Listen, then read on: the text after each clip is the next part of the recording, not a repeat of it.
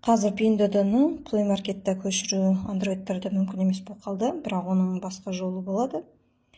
Мына жерде ағылшын тілінше Pinduodu'ны жазамыз. Pinduodu app деген шығады, соны басуымыз керек. Официальный сайты pinduodu.com деген болады, соны басамыз.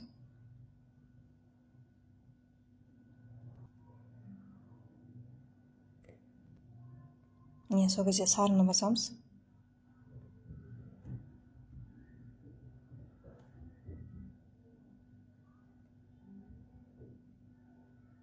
Все равно скачать деген шығады.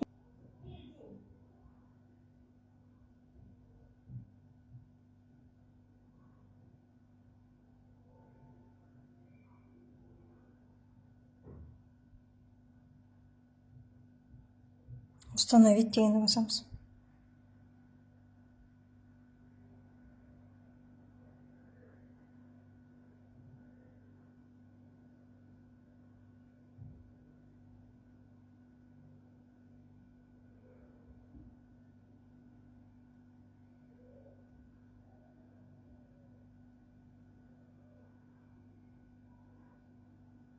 Открыть деген шығады.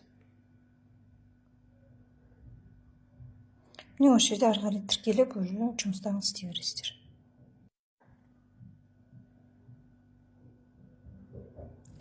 Уже алдында үйреткендей.